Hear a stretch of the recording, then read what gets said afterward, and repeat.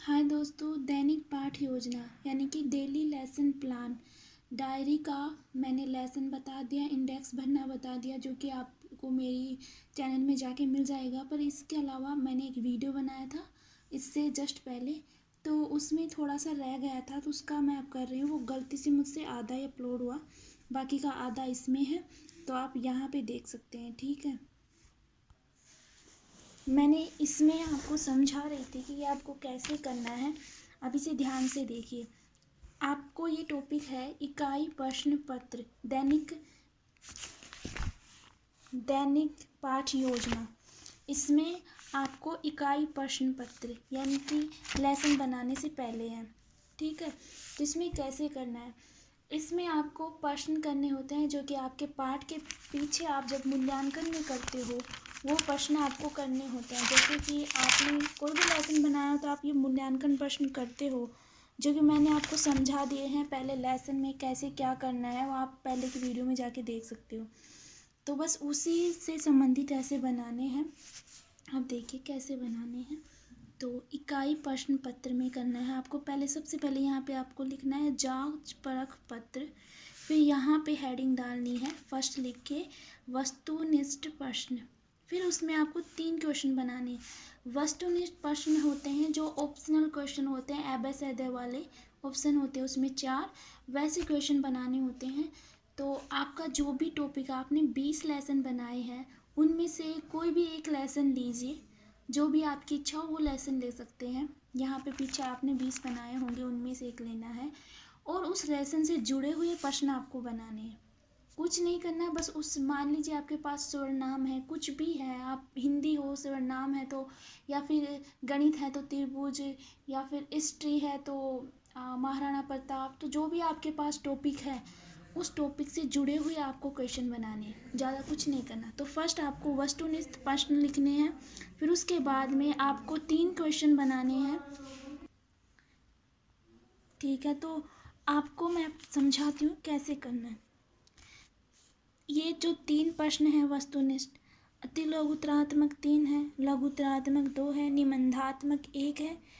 आपको ऐसे ही बनाने हैं, ऐसे ही एंडिंग डालनी है, ऐसे ही आपको 3 प्रश्न वस्तुनिष्ठ के करने हैं। अति लघुतरात्मक के 3, लघुतरात्मक के 2 और निबंधात्मक का 1। कारण क्योंकि आपको इससे जुड़े हुए आगे आपको कैलकुलेशन करनी होगी, तो उसमें आसानी हो। मैं इसलिए बोल रही हूँ कि आप मेरे अकॉर्डिंग करो ताकि आसानी हो। आप अपने अकॉर्डिंग करोगे तो आपको करने में थोड़ी मुश्किल होगी। ठीक है, तो पहले मैं आपको बताती हूँ ये कैसे करना है। वस्तुनिष्ठ प्रश्न, इसमें से आपको एबे वाले क्वेश्चन करने हैं। जैसे कि इसमें क्या है, सुचालक पदार्थ में किसका प्रवाह होता है। ए धातु, बै विद्युत धारा, स पानी और द को उपयुक्त में से कोई नहीं। तो दूसरा प्रश्न भी ऐसे हैं, इसके भी वैसे हैं, तीसरा भी। आप अपने टॉपिक से जुड़ा हुआ प्रश्न बनाना है। जैसे कि मान लो किसी के पास संज्ञा है तो आप संज्ञा में क्वेश्चन बना सकते हो कि सुरेश नाम में कौन सी संज्ञा है। ए व्यक्तिवाचक, बै जातिवाचक, स इनमें से कोई नहीं, द उपयुक्त दोनों। तो ऐसे आपको प्रश्न बनाने हैं। फिर दूसरा आपको 3 प्रश्न बना लिए उस टॉपिक से जुड़े हुए एबे वाले। फिर उसके बाद में दूसरा पॉइंट लिखना है अति लघुतरात्मक प्रश्न। इसमें आपको ऐसे प्रश्न बनाने हैं जिनके आप या तो परिभाषा पूछ लो या उनका अंतर पूछ लो या कोई 2 उदाहरण पूछ लो। जैसे कि मैंने पूछा है विद्युत धारा के प्रवाह को समझाइए, सुचालक की परिभाषा दीजिए, कुचालक की परिभाषा दीजिए। मेरा टॉपिक विद्युत धारा है तो उससे जुड़े हुए क्वेश्चन मैंने पूछे हैं। आपका जो भी टॉपिक है उससे जुड़े हुए क्वेश्चन होने चाहिए, ना कि ऐसा मत करना कि इसमें आप अलग टॉपिक्स पूछ रहे हो। जैसे कि इसमें संज्ञा के बारे में पूछ रहे हो, इसमें सर्वनाम के बारे में, ऐसा मत करना। पूरे में एक ही टॉपिक होना चाहिए। ठीक है, अब तीसरे में लघुतरात्मक प्रश्न। तो आप इससे समझ रहे हो अति लघुतरात्मक और लघुतरात्मक में अंतर समझ पा रहे हो। मतलब ये है कि लघुतरात्मक प्रश्न यानी कि ये प्रश्न इससे थोड़े से बड़े होंगे। जैसे कि इसमें सिर्फ परिभाषा पूछ रहा है तो इसमें परिभाषा के साथ साथ 1-2 उदाहरण भी पूछ लीजिए या अंतर पूछ लीजिए या कुछ और पूछ लीजिए, थोड़ा सा बड़ा करना है बस। जैसे सुचालक क्या है, उदाहरण सहित समझाइए। तो ऐसे आपको इसमें 2 क्वेश्चन करने हैं, इसमें 3 और इसमें 3। अब अगला आता है निबंधात्मक प्रश्न, चौथा। इसमें आपको एक ही करना है। अब निबंधात्मक प्रश्न आप समझते हैं, जैसे कि कोई चीज़ को आप विस्तार में पूछना चाहें, उसका परिभाषा भी पूछ लो, अंतर भी पूछ लो, उदाहरण भी पूछ लो और लास्ट में लिख दो विस्तार सहित समझाइए। जैसे कि सुचालक व कुचालक में क्या अंतर है, वह दोनों के एक एक उदाहरण देके विस्तार में समझाइए। तो ऐसा क्वेश्चन बने कि निबंधात्मक लगे। ये तो क्वेश्चन हो गए। अब आपको मैंने क्यों बताया कि इसमें 3, इसमें 3, इसमें 2, इसमें 1, ये क्यों करना है, इसका कारण मैं आपको भी बताती हूँ। इनको अब आप नंबर दो, पहला क्वेश्चन के 2 नंबर, दूसरे के 2 यहाँ पे मैंने लिख रखे हैं, और तीसरे के 2। ये तो हो गए वस्तुनिष्ठ, यानी कि वस्तुनिष्ठ के प्रत्येक क्वेश्चन के 2-2 नंबर। दूसरे के ये अति लघुत्तरात्मक के प्रत्येक क्वेश्चन के 8-8 नंबर, 8, 8 और 8। फिर लघुत्तरात्मक के 2 क्वेश्चन हैं, दोनों के 10-10 और निबंधात्मक का 10। ठीक है। अब आप इन्हें गिनेंगे तो ये 8 और ये टोटल आप गिनेंगे तो अब आपको 60 हो जाएगा। अब आपको इसका काम कहाँ काम आएगा मैं ये बताती हूँ। अब जस्ट इससे अगला पेज आ जाइए।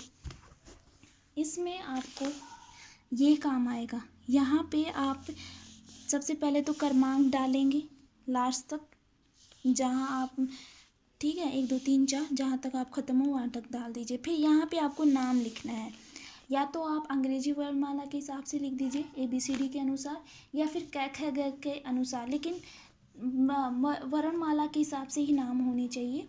आप ऐसे ही नाम नहीं लिख सकते, जैसे कि पहले ए फिर क आया फिर ख आया, तो ऐसे आपको कुछ भी नाम लिखने हैं लड़के और लड़कियों के, जो कि ये नाम होते हैं क्लास में जो स्टूडेंट होते हैं उनके।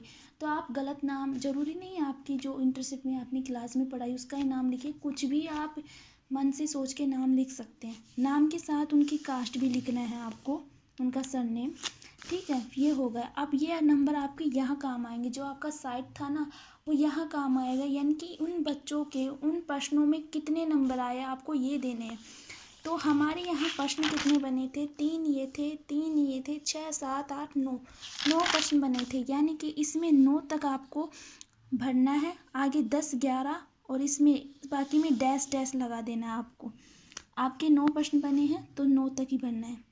अब आपने नाम दे दिया, अब आप अपनी इच्छा अनुसार किसी को भी कितने भी नंबर दे सकते हैं। जैसे कि पहला क्वेश्चन, इससे आप अंदाज़ लगा सकते हैं कि पहला ये था, दूसरा ये, तीसरा ये, चौथा ये, पांचवा ये, छठवां ये, सातवां ये, आठवां, फिर ये 9वां। तो आपको पता होगा कि पहले से 3 तक तो क्वेश्चन में दो नंबर के थे, पहले से 3 तक। तो आप 2 से ज़्यादा नहीं दे सकते, या तो 2 दें या फिर 1 दें या फिर 0 दें। तो बेहतर होगा 1 या 2 में से आप कुछ भी दे दें। फिर उससे अगले 3 हो गया। अब चौथे, पाँचवें, छठे, ये तीनों 8-8 नंबर के थे, तो 8 से ऊपर आप नंबर नहीं दे सकते। 8 दे सकते हैं या फिर 7 भी दे सकते हैं, 6 दे सकते हैं, 5, आपकी इच्छा हो। 4 से 6 तक आपको 8 से नीचे नंबर देने हैं, या फिर 8 दे दें।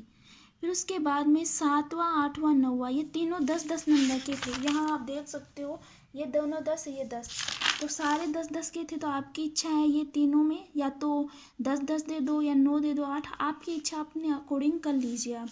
तो इस तरीके से आप सब बच्चों को नंबर दे दें। यहाँ पे डैश हो गया। अब आपका अगला है प्राप्त अंकों का योग, यानी कि बच्चों के कितने में से कितने नंबर आए। तो हमें पता है टोटल पूरा पेपर 60 का था, क्योंकि हमने हर प्रश्न का नंबर दिए थे। शुरू में 2, फिर 8, फिर 10-10, फिर 10, तो टोटल था 60। तो हर बच्चे का टोटल 60 होगा। तो इसके अलावा बच्चे की परीक्षा में उन्होंने जो प्रश्न का आंसर किए उनके कितने नंबर आए, यानी कि आपने ये जो भरा है ना, आपको इसको जोड़ के यहाँ पे लिखना होता है। जैसे कि मैंने किया है, मैंने यहाँ पे 2 दिए, यहाँ पे 2, यहाँ 6, या सो यहाँ 2, फिर यहाँ पे 6, फिर यहाँ 7, फिर 8, फिर 9, फिर 9, फिर 10, टोटल किया तो आया 54। तो 60 में से 54 आया। ऐसे आपको हर बच्चे का करना है। अब मैं इसकी आपको एक ट्रिक बताती हूँ। ट्रिक आपको ये करनी है, आपको इन नंबरों को सारों को गिनने की बजाय आप ऐसे करना कि आपने कितने कम दिए हैं। जैसे कि आपने इसमें 2-2 पूरे दिए हैं, पर ये था 8 नंबर का, ये 3 क्वेश्चन थे 8 नंबर के, तो इसमें तो आपने पूरा दिया है, इसमें 1 कम है, इसमें 2, तो ये हो गए टोटल 3। फिर अगला आ जाइए, बाकी के 3 बचे। इसमें आपने 10 में से 10 दिए हैं, बचे ये 2, ये 10-10 वाले ही थे ये भी, तो इनमें दो दो कम पड़ रहे हैं ना, तो और ये 2 और इधर के 3 हो गए 5, तो सॉरी 5 नहीं 6 होंगे इधर, यहाँ पे 2 हुआ, हाँ यहाँ 3, फिर यहाँ पे सही है 6 होंगे, तो यहाँ पे हाँ 1 मिनट, हाँ सॉरी मैंने यहाँ पे 54 की जगह 55 आएगा मेरा, मैंने कल गलत कर रखा है, एक कैलकुलेशन में मेरी गलती होगी, पर कोई बात नहीं, मैं सही कर लूँगी। तो ऐसे आपको ज़्यादा आसानी होगी, अगर आप पूरे नंबर गिनोगे तो मुश्किल होगी, कितने नंबर है कम कर लो, ये देख लो, जैसे कि यहाँ तक 3 तक के वाले 2-2 के हैं, तो यहाँ पे 2 में से कितने कम पड़ रहे हैं आप उनको जोड़ लो, फिर ये 3 वाले 8-8 के हैं, तो 8-8 में कितने कम पड़ रहे हैं उनको जोड़ लो, और बाकी 3 10-10 के हैं, तो 10 में होने में कितने कम पड़ रहे हैं उनको, और सारे को टोटल मिला के साइड में से निकाल दो। ठीक है, मैं एक कोर्स देख के समझाती हूँ ताकि आपको आसानी से समझाए, कुछ भी आप देख लीजिए, ले लीजिए।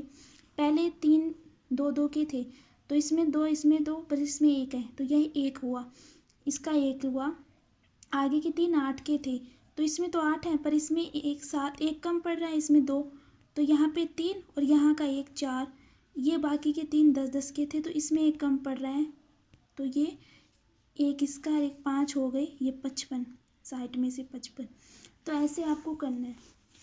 इसके अलावा आप पूरा जोड़ के भी कर सकते हैं, आपकी मर्जी। फिर उसके बाद में अगला कॉलम है परिणाम, यानी कि बच्चों का परिणाम क्या हुआ, तो बच्चे पास होते हैं, तो अगर आप हिंदी मीडियम से हैं तो उत्तीर्ण लिख दीजिए पूरे में, अगर आप इंग्लिश मीडियम से हैं तो आप पास लिख दीजिए। फिर उसके बाद में इसके जस्ट अगले बताने की बजाय मैं इधर 1 मिनट आपको ये भी बता देती हूँ मैं, जैसे कि ये सारणी है, ये मैं अभी नहीं बताऊंगी, 2 मिनट बाद बताऊंगी, पहले मैं ये बताती हूँ, ये बिल्कुल उसी की तरह मैंने अभी बताई, जो छात्रानुसार प्रश्नवार विश्लेषण, ये बिल्कुल उसी की तरह आपको यहाँ पे नंबर देने, ये आगे के पेज तक है,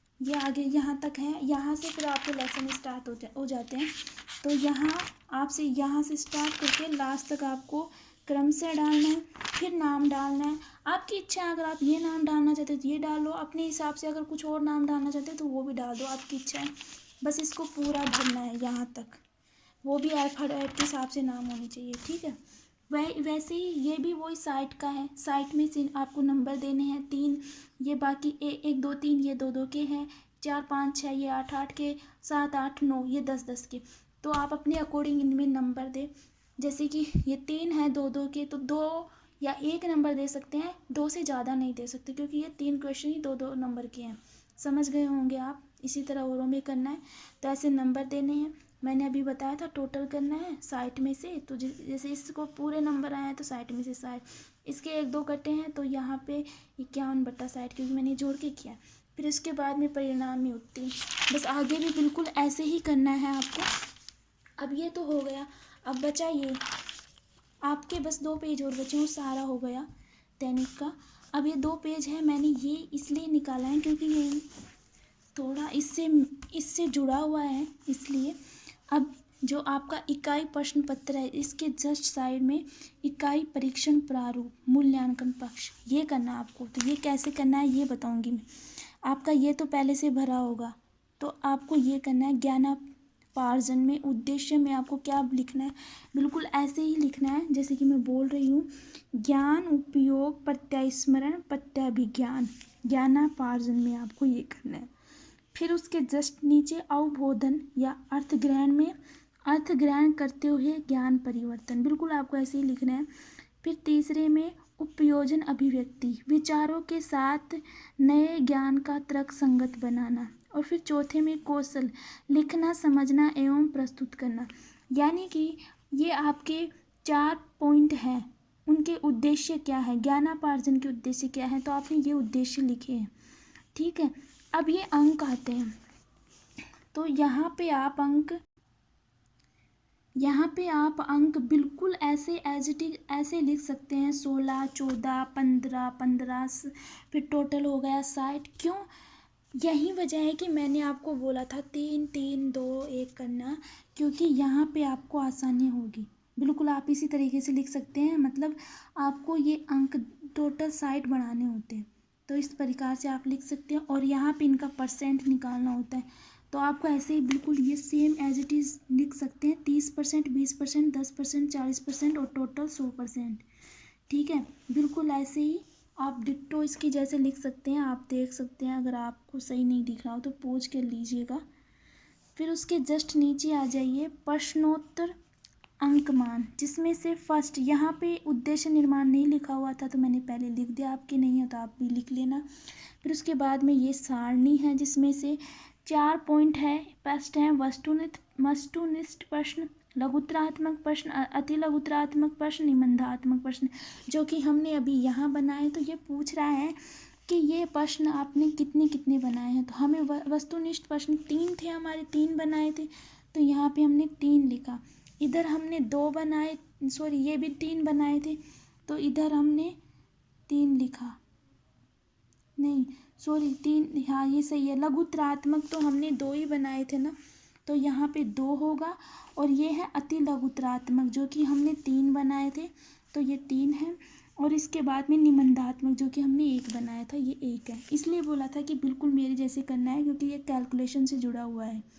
फिर उसके बाद में अंक, यानी कि आपके जो 3 प्रश्न हैं शुरू के वस्तुनिष्ठ, उन प्रश्नों के आपने एक प्रश्न के कितने अंक दिए हैं। तो हमने शुरू के 2-2 अंक दिए थे यहाँ पर, तो इसमें 2 से गुणा कर दिया। फिर उसके बाद में लघुत्तरात्मक प्रश्न को हमने 10 अंक दिए थे, 2 थे बड़े वाले, और एक निबंधात्मक को हमने 10 दिए थे। और अति लघुत्तरात्मक 3 प्रश्न थे और हर एक प्रश्न का नंबर 8 थे। तो बस शुरुआत में आपको प्रश्न लिखना है, फिर उसके नंबर कितने थे वो, फिर गुणा करके जो आंसर आए, बिल्कुल आप एज इट इज ऐसे कर सकते हो। मैं समझाने के लिए बोल रही हूँ, अगर आपको ऐसे काम पूरा करना है तो बिल्कुल आप ऐसे उतार सकते हो। इसके अलावा आपको प्रतिशत 100% ही लिखना है, क्योंकि 100% ही होगा। अब आगे आ जाइए उप विषयानुरूप अंकमान। इसमें आपको क्या करना है, आपने जिस भी टॉपिक के यहाँ प्रश्न बनाए हैं उस टॉपिक के बारे में यहाँ लिखना है। ठीक है, मैंने विद्युत धारा का बनाया तो मैंने आपको लेसन बनाना सिखाया था, तो वहाँ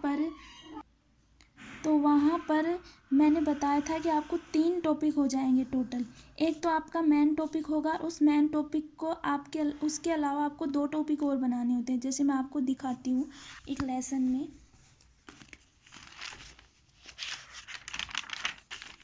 जैसे कि ये मेरा टॉपिक है दहन, तो इसके मेन पॉइंट तो हो गया दहन, इसके अलावा इसके 2 पॉइंट और होंगे। एक होगा कास्ट कोयला इसी से जुड़ा हुआ, और एक हो गया मैग्नीज। तो इस ऐसे ही आपके पॉइंट से जुड़े हुए 2 और पॉइंट आपको बनाने होते हैं, जो कि या उस पॉइंट के प्रकार हो सकते हैं, या उसके उदाहरण, या कोई महत्वपूर्ण बिंदु, कुछ भी उससे जुड़े हुए होने चाहिए। तो बस जैसे कि मैंने यहाँ विद्युत धारा लिया है, तो विद्युत धारा तो मेरा मेन टॉपिक था। इसके अलावा उसके 2 टॉपिक मेरे, एक सुचालक था और एक कुचालक, तो आपको उसके बारे में लिखना है। अगर आपके पास एक टॉपिक है तो कोई बात नहीं, आप एक के बारे में लिख दीजिए। यहाँ जितने आपके टॉपिक हैं उनके बारे में लिखना है, लेसन में बनाए थे ना वो, और कौन से लेसन के, जिस लेसन के आपने यहाँ पे प्रश्न किए हैं उसी लेसन के करना है। ठीक है, फिर उसके बाद में उप इकाई, सेम आपको ऐसे ही लिखना है, उप इकाई इसको बोल देंगे। फिर उसके बाद में अंक, ये जो आपके आए हैं ना ये अंक 6, 20, 24, 10, 60 एज इट इज ऐसे ही उतार देना है। अंक से मतलब है कि इसमें आपके जो प्रश्न के टोटल बिना के, जैसे कि वस्तुनिष्ठ के कितने अंक बन रहे हैं, लघुत्तरात्मक के, ऐसे आपको करना है। फिर उसके बाद में प्रतिशत आपको 100% कर देनी है सब में, बिल्कुल आप एज इट इज ऐसे के ऐसे काम कर सकते हो इस पेज का। फिर उसके बाद में नीचे आ जाइए इकाई प्रश्न पत्र की रूपरेखा। यहाँ पर आपको ज़्यादा कुछ नहीं करना, आपके जो टॉपिक हैं उनका नाम लिखना है। जैसे कि मैं जूम करके दिखाती हूँ, यहाँ पे मेरा टॉपिक 3 टॉपिक थे, यहाँ पे 3 बने थे, तो आप 3, अगर आपके 2 बने तो कोई दिक्कत नहीं, 2 आपके यहाँ पे जो टॉपिक थे उनका नाम लिखना है।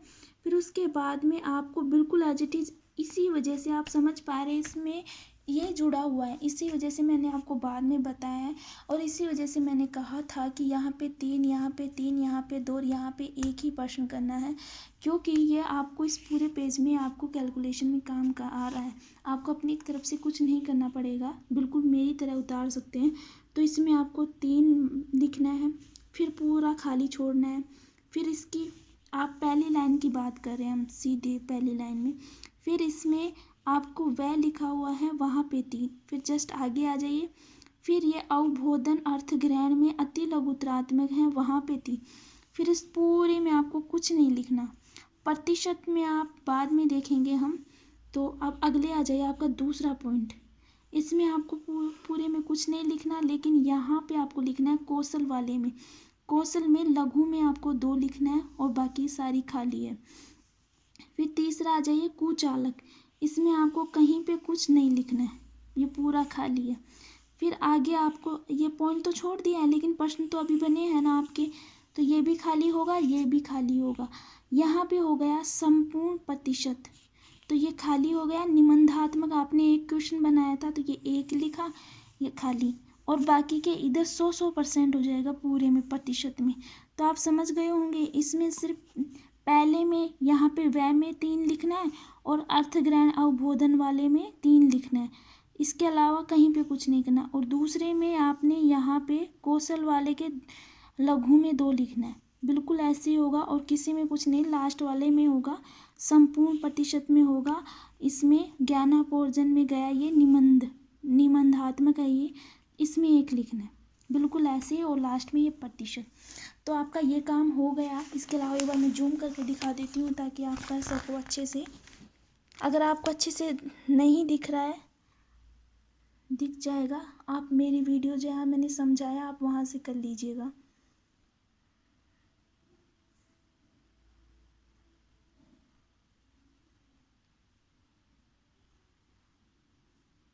इसमें आपका चेंज कुछ नहीं होगा, बस आपके ये पॉइंट चेंज होंगे, आपके टॉपिक के ये चेंज होंगे बिल्कुल। अगर आपका एक ही पॉइंट है, यहाँ पे 2 नहीं किए तो कोई दिक्कत नहीं, ये बिल्कुल सेम ऐसे कैसे करना है। ठीक है, ये हो गया आपका, ये हो गया, ये हो गया, ये हो गया। अब आपका एक लास्ट पॉइंट बचा है, उसके बाद आपकी दैनिक का काम खत्म। इसमें आपको क्या करना है, ध्यान से देखिए। ये है आपके, ये जो आपने किया है उसके जस्ट इधर बाद और इस सारणी के ऊपर चौथा पॉइंट है अपेक्षित उत्तर एवं अंक योजना, जिसमें इकाई प्रश्न 5वां है, इकाई प्रश्न पत्र प्रश्नानुसार विश्लेषण। तो आपको ये एक सारणी दी गई होगी, उसको कैसे बनना है ये देखिए। सबसे पहले आप प्रश्न, तो आप इसको एक बार छोड़ दीजिए, इसको बाद में इसके अकॉर्डिंग। ठीक है, तो पहले उद्देश्य, जो कि मैं आपको लेसन में बता चुकी हूँ कि 6 उद्देश्य होते हैं: ज्ञानात्मक, अवबोधात्मक, ज्ञानाप्रयोग, कौशलात्मक, अभिवर्त्यात्मक, अभिरुचि। अब आपके यहाँ पे खत्म हो गए। ठीक है, पर आगे आपको करने हैं कारण क्यों, क्योंकि ये हमारे पर्सन से जुड़े हुए, हमारे पास 9 पर्सन बने हैं पीछे, तो इस वजह से हमें 9 पॉइंट लिखने होते हैं। तो 6 हमारे नंबर वाइज से हमने पॉइंट लिख दिए, आगे हमारे पास और पॉइंट नहीं है, तो आप उन्हीं पॉइंटों को फिर से दोहरा दीजिए। 7 लगा के ज्ञानात्मक, फिर 8वां अवबोधात्मक, 9वां ज्ञानाप्रयोज। अब इसके जस्ट सामने प्रश्न आपके 9 है, तो आप 9 लिख दीजिए, लेकिन ये सब शुद्ध में होना चाहिए, मेरे थोड़ा सा हल्का सा शुद्ध में नहीं है। तो फर्स्ट में ये, फिर सेकंड में ये, थर्ड में ये, फोर्थ में ये, 5 में ये, 6 में, 7 में, 8 में, 9 में। ठीक है, तो ये मैं एक बार फिर से बोल देती हूँ, आप डिट्टो ऐसे कर सकते हैं। फर्स्ट ज्ञानात्मक, सेकंड अवबोधात्मक, थर्ड ज्ञानाप्रयोग, फोर्थ कौशलात्मक, फिफ्थ अभिवर्त्यात्मक, सिक्स्थ अभिरुचि, सेवन्थ ज्ञानात्मक, एट्थ अवबोधात्मक, 9th ज्ञानाप्रयोग। फिर इसमें इधर आ जाइए, अपेक्षित परिवर्तन, ये इसके बारे में आपको लिखना है। तो फर्स्ट है ये, मतलब इसके सीधाई का होता है ये, एकदम सिद्ध का। तो इसका होगा ज्ञान प्राप्त करना, फिर दूसरे का अर्थ ग्रहण करके प्रस्तुत करना, तीसरे का सीखे हुए ज्ञान का आप एक बात मैं आपको बता दूं, आप थोड़े बोर हो रहे होंगे क्योंकि मैं समझा के कर रही हूँ, पर आपको समझना नहीं है, सिर्फ काम करना है। तो आप डायरेक्ट इसको पॉज करके आप अपना डिट्टो उतार सकते हैं, पर थोड़ा सा ध्यान दे लीजिए क्योंकि बहुत जगह चेंज भी करना होता है सब्जेक्ट के हिसाब से, प्रकरण के हिसाब से। तो ठीक है, अब हम अपने पॉइंट पे आते हैं। दूसरे में मैं फिर से स्टार्ट करती हूँ। दूसरे में अर्थ ग्रहण करके प्रस्तुत करना, तीसरे में सीखे हुए ज्ञान का प्रयोग करना, चौथे में लिखना, समझना, प्रस्तुत करना। पांचवें में रुचि जागृत कर अधिगम को प्रभावित बनाना। छठवें में अर्थ ग्रहण करते हुए जिज्ञासा को प्रबलता की ओर प्रभावित करना। अब ये हो गया। अब हमारा फिर से स्टार्ट हो गया सातवां वापस ये हम लिख देंगे ज्ञान प्राप्त करना। फिर आठवें में अर्थ ग्रहण करके प्रस्तुत करना। फिर नौवें में सीखे हुए ज्ञान को प्रयोग करना। ठीक है, ये हो गया। अब ये सब कुछ एकदम सिधाई में होना चाहिए, मेरा थोड़ा सा गिलमिल हो गया है। अब इसके बाद में आते हैं विषय। आपके पास हिंदी है, गणित है, भौतिक विज्ञान है, जो भी हिस्ट्री, पॉलिटिकल, ज्योग्राफी, जो भी आपके पास विषय, आपको उस विषय का लिखना है, वो ही 9 बार लिखना है, बिल्कुल सिधाई में। मेरे पास भौतिक विज्ञान है तो मैंने भौतिक विज्ञान को 9 बार इनके सिद्ध में लिखा है, ऐसे। फिर उसके जस्ट अगले में आ जाइए उप इकाई। आपके जो प्रश्न बनाए हैं ना, उसी टॉपिक के उप इकाई, यानी कि उस टॉपिक का जो एक मेन टॉपिक होता है अपना, और उससे जुड़े हुए हम और भी बनाते हैं। जैसे कि मैंने अभी समझाया था 3 बनते हैं एक लेसन में, 3 टॉपिक, तो उनको यहाँ पे लिखना है। मैंने विद्युत धारा का बनाया था तो ये विद्युत धारा का, फिर दूसरा उसमें विद्युत धारा के अंदर एक सुचालक था, एक कुचालक, तो यहाँ पे उनको लिखना होता है। फिर उसके जस्ट इधर आ जाइए प्रश्न का स्वरूप। सब में आपको, जैसे कि पहले 3 प्रश्न थे हमारे वस्तुनिष्ठ, 9 प्रश्न है ना, यहाँ पे प्रश्नों की डिटेल चल रही है। हमने जो 9 प्रश्न बनाए थे उनकी डिटेल, तो पहले से 3 तक के प्रश्न हमारे वस्तुनिष्ठ थे। जैसे कि आप देख सकते हैं पहले से वस्तुनिष्ठ प्रश्न, ये पहले से 3 थे। तो ऐसे ही आपको ऐसे करना है, पहले से 3 वस्तुनिष्ठ थे, फिर 3 थे अति लघुतरात्मक, फिर 2 थे लघुतरात्मक और एक था निबंधात्मक। ये एकदम सिधाई में चलेगा, ठीक है। फिर उसके बाद में आपको कठिनाई का स्तर बताना है, जिसमें आपने पहले प्रश्न के बारे में बोला कि बहुत सरल था, दूसरे में सरल, बहुत सरल, सरल, सरल, सरल, थोड़ा सरल, थोड़ा सरल, कठिन था। कारण क्योंकि हमें पता है ऑप्शन वाले क्वेश्चन सरल ही होते हैं, तो इसलिए इसने बोल दिया कि बहुत सरल, बहुत सरल, बहुत सरल। अति लघुतरात्मक थोड़े सरल होते हैं, तो इसने बोल दिया सरल, सरल, सरल। और मतलब तुलना करके हमें पता है कि थोड़ा आगे जाएंगे थोड़ा और कठिन आएगा, थोड़ा और कठिन, तो इसके बाद में इसने बोल दिया थोड़ा सरल, थोड़ा सरल, और फिर निबंधात्मक को कठिन बता दिया। तो बिल्कुल आप एज इट इज़ कर सकते हैं। फिर इसके बाद में अंक, पहले प्रश्न 2 नंबर का था, दूसरा भी 2, तीसरा भी 2, और बाकी के 3 8 नंबर के, बाकी के 3 10 नंबर के। फिर उसने पूछा कि आपको ये प्रश्न करने में कितना समय लगा, तो पहले प्रश्न को 1 मिनट, 1 मिनट, 1 मिनट, फिर बाकी के 8 नंबर वाले को 2.5 मिनट दे दिए हमने, और 10 नंबर वाले को 3.5 मिनट, और लास्ट में ये जो निबंधात्मक था इसको 15 मिनट दे दिए। तो बिल्कुल ऐसे ही एज इट इज़ करना है। मैं आपको एक बार जूम करके दिखा देती हूँ, फिर आप पॉज करके आप लिख सकते हो बस। और मैंने दैनिक पाठ योजना का आपको सारा काम बता दिया है। मैं मानती हुई एक वीडियो में नहीं बताया है मैंने, बल्कि मैंने 2-3 वीडियो में बताया, पर फिर भी आप इस चैनल में जाके आप वीडियो में देख सकते हो कि कैसे आपको लेसन बनाना है।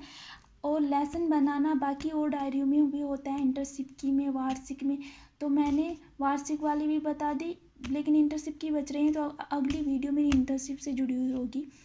धन्यवाद।